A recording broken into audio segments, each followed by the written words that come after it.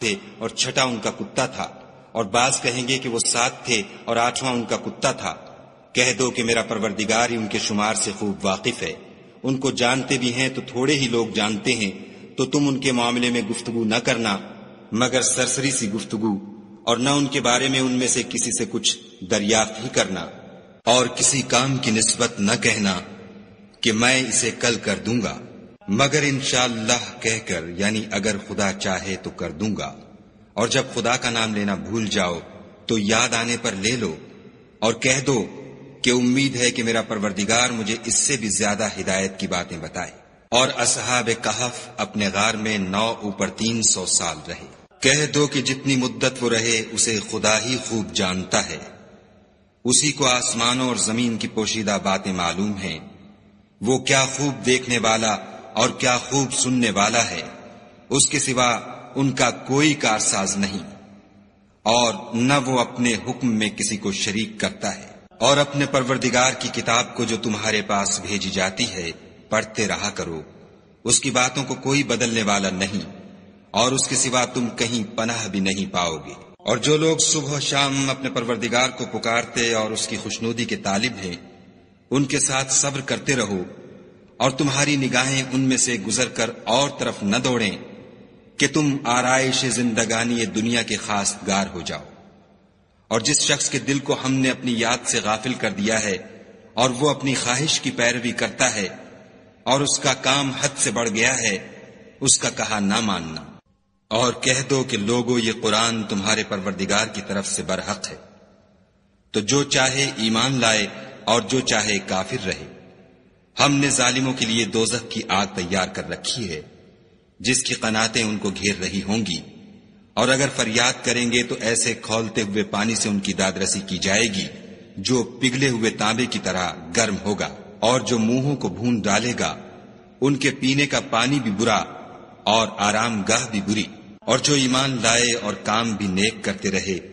تو ہم نیک کام کرنے والوں کا اجر ضائع نہیں کرتے۔ ایسے لوگوں کے لیے ہمیشہ رہنے کے باغ ہیں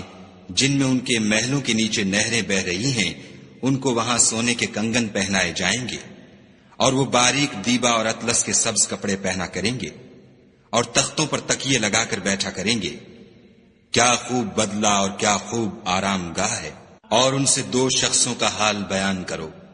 جن میں سے ایک کو ہم نے انگور کے 2 باغ عنایت کیے تھے اور ان کے گردا گرد کھجوروں کے درخت لگا دیے تھے اور ان کے درمیان کھیتی پیدا کر دی تھی۔ دونوں باغ کثرت سے پھل لاتے اور اس کی پیداوار میں کسی طرح کی کمی نہ ہوتی، اور دونوں میں ہم نے ایک نہر بھی جاری کر رکھی تھی، اور اس طرح اس شخص کو ان کی پیداوار ملتی رہتی تھی۔ تو ایک دن جب کہ وہ اپنے دوست سے باتیں کر رہا تھا،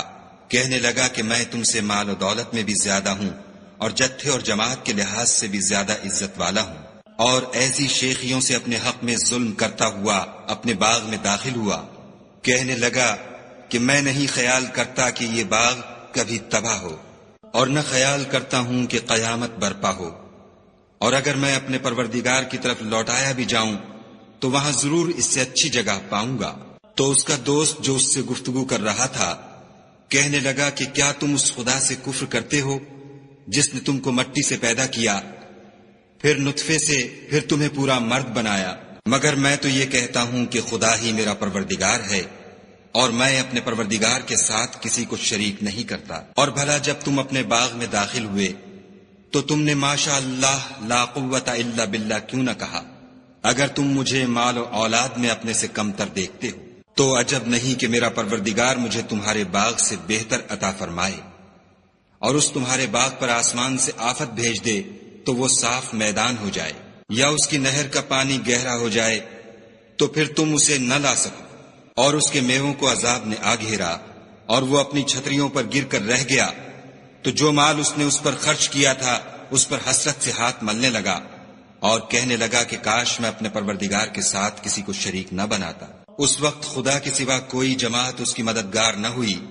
اور نہ وہ بدلہ لے سکا۔ یہاں سے ثابت ہوا کہ حکومت سب خدائے برحق کی ہے، اسی کا صلہ بہتر اور اسی کا بدلہ اچھا ہے۔ اور ان سے دنیا کی زندگی کی مثال بھی بیان کر دو، وہ ایسی ہے جیسے پانی جسے ہم نے آسمان سے برسایا تو اس کے ساتھ زمین کی رویدگی مل گئی پھر وہ چورا چورا ہو گئی کہ ہوائیں اسے اڑاتی پھرتی ہیں، اور خدا تو ہر چیز پر قدرت رکھتا ہے۔ مال اور بیٹے تو دنیا کی زندگی کی رونق و زینت ہیں، اور نیکیاں جو باقی رہنے والی ہیں وہ ثواب کے لحاظ سے تمہارے پروردگار کے ہاں بہت اچھی اور امید کے لحاظ سے بہت بہتر ہیں۔ اور جس دن ہم پہاڑوں کو چلائیں گے اور تم زمین کو صاف میدان دیکھو گے، اور ان لوگوں کو ہم جمع کر لیں گے تو ان میں سے کسی کو بھی نہیں چھوڑیں گے، اور سب تمہارے پروردگار کے سامنے صف باندھ کر لائے جائیں گے۔ تو ہم ان سے کہیں گے کہ جس طرح ہم نے تم کو پہلی بار پیدا کیا تھا اسی طرح آج تم ہمارے سامنے آئے، لیکن تم نے تو یہ خیال کر رکھا تھا کہ ہم نے تمہارے لیے قیامت کا کوئی وقت مقرر ہی نہیں کیا، اور عملوں کی کتاب کھول کر رکھی جائے گی تو تم گناہ گاروں کو دیکھو گے کہ جو کچھ اس میں لکھا ہوگا اس سے ڈر رہے ہوں گے، اور کہیں گے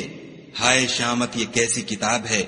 کہ نہ چھوٹی بات کو چھوڑتی ہے نہ بڑی کو، کوئی بات بھی نہیں مگر اسے لکھ رکھا ہے، اور جو عمل کیے ہوں گے سب کو حاضر پائیں گے، اور تمہارا پروردگار کسی پر ظلم نہیں کرے گا۔ اور جب ہم نے فرشتوں کو حکم دیا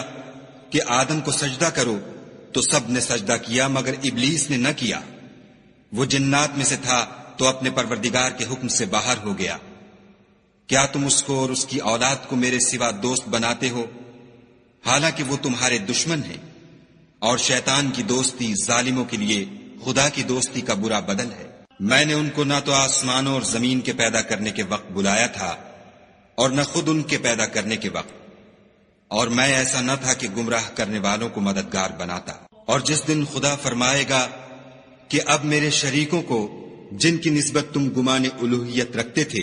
بلاؤ، تو وہ ان کو بلائیں گے مگر وہ ان کو کچھ جواب نہ دیں گے، اور ہم ان کے بیچ میں ایک ہلاکت کی جگہ بنا دیں گے۔ اور گناہ گار لوگ دوزخ کو دیکھیں گے تو یقین کر لیں گے کہ وہ اس میں پڑنے والے ہیں، اور اس سے بچنے کا کوئی رستہ نہ پائیں گے۔ اور ہم نے اس قرآن میں لوگوں کے سمجھانے کے لیے طرح طرح کی مثالیں بیان فرمائی ہیں، لیکن انسان سب چیزوں سے بڑھ کر جھگڑالو ہے۔ اور لوگوں کے پاس جب ہدایت آ گئی تو ان کو کس چیز نے منع کیا کہ ایمان لائیں اور اپنے پروردگار سے بخشش مانگیں؟